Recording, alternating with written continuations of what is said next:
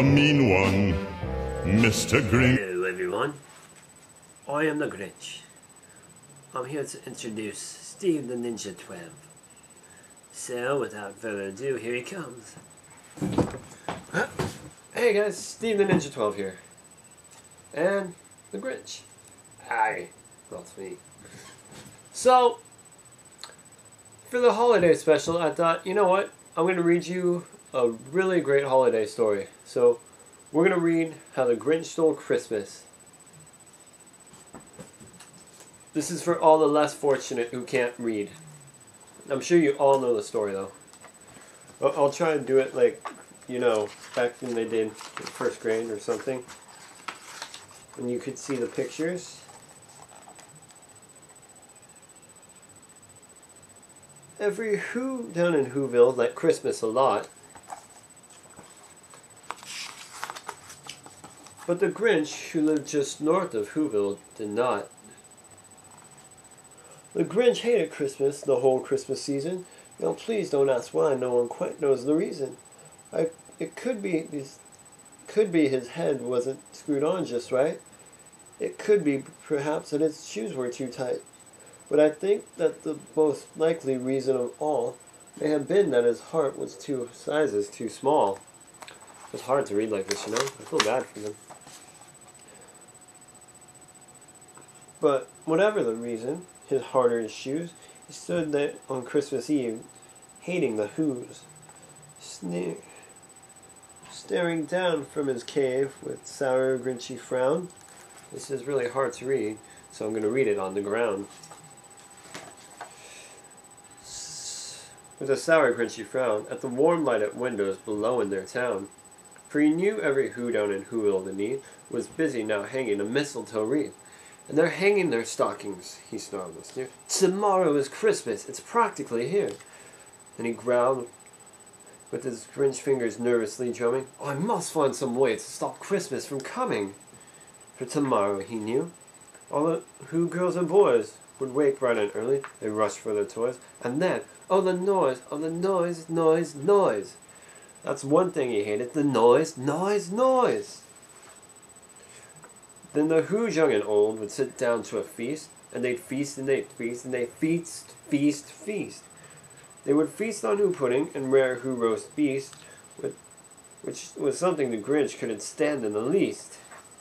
And then they do something he liked least of all. Every Who down in Whoville, the tall and the small, would stand close together with bells ringing. They'd stand hand in hand and the Whos would start singing. They'd sing and they'd sing and they'd sing, sing, sing. And the more the Grinch thought of this Who Christmas Eve, the more the Grinch thought, I must find some way to... I must stop this whole thing. Why, for 53 years I put up with it now. I must stop this Christmas from coming. But how?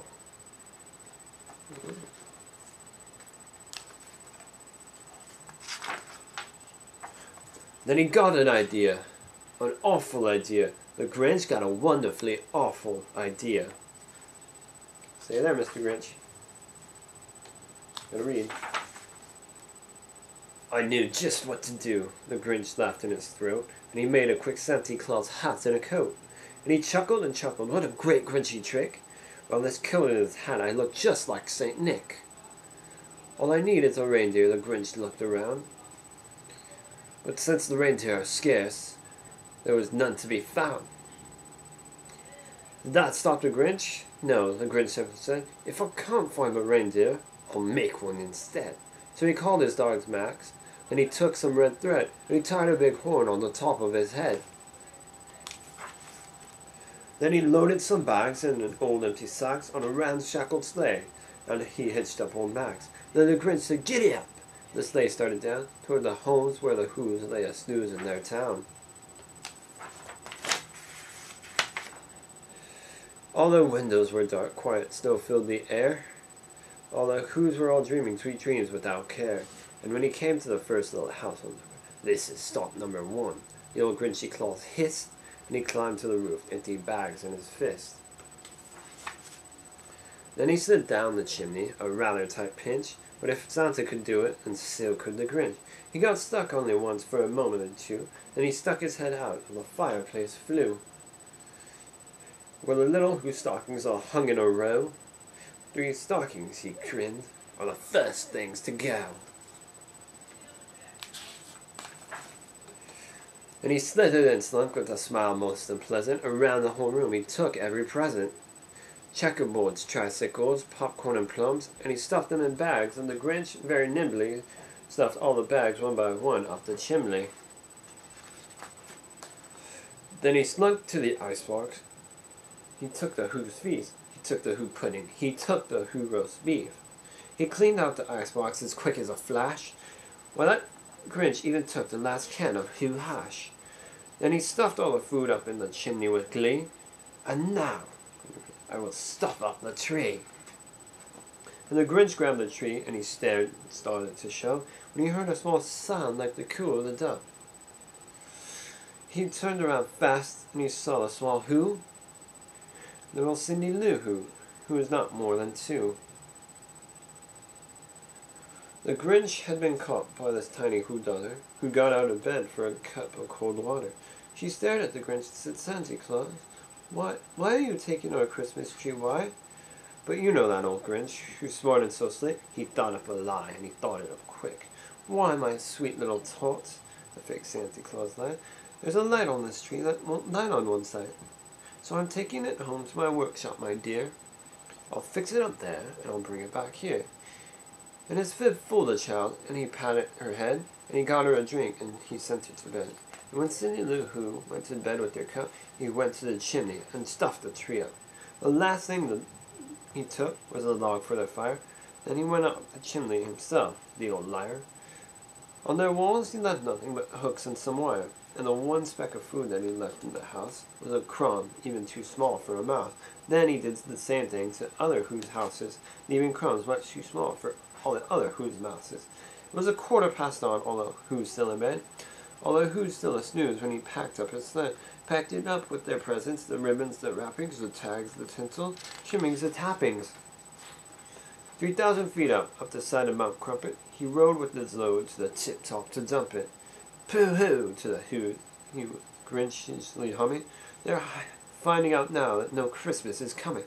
They're just waking up. I just know what they'll do. Their mouths will hang open a minute or two. Then the Who's down in Whoville will all cry boo-hoo. It's a noise, the Grinch, that I must simply hear." So he paused, and the Grinch put his hand to his ear. He did not hear a sound rising over the snow. It started in low, then it started to grow. But the sound wasn't sad. The sound sounded merry. It couldn't be so, but it was merry, very merry. He stared down at Whoville. The Grinch popped his eyes, then he shook when he saw a shocking surprise. Every Who down in Whoville, the tall and the small, were singing without any presents at all. He hadn't stopped Christmas from coming. It came. Somehow or other it came just the same. And the Grinch, with his Grinch feet ice cold in the snow, stood puzzling and puzzling. How could it be so? Came without ribbons. It came without tags. It came without packages, boxes, and bags. And he puzzled 3 hours till his puzzler was sore. And the Grinch thought of something he hadn't before. Maybe Christmas, he thought, doesn't come from a store. Maybe Christmas, perhaps, means a little bit more. And what happened then? Well, in Whoville, they say that the Grinch's small heart grew 3 sizes that day.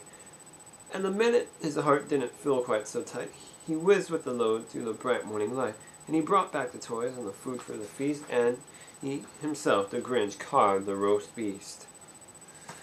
So, that was how the Grinch sold Christmas with my friend the Grinch. Hey. Hello. So you're not evil anymore? Not as evil. Okay. Well, Merry Christmas, everybody. And I hope you all have a wonderful holiday. This is Steve the Ninja saying bye, and subscribe to the channel.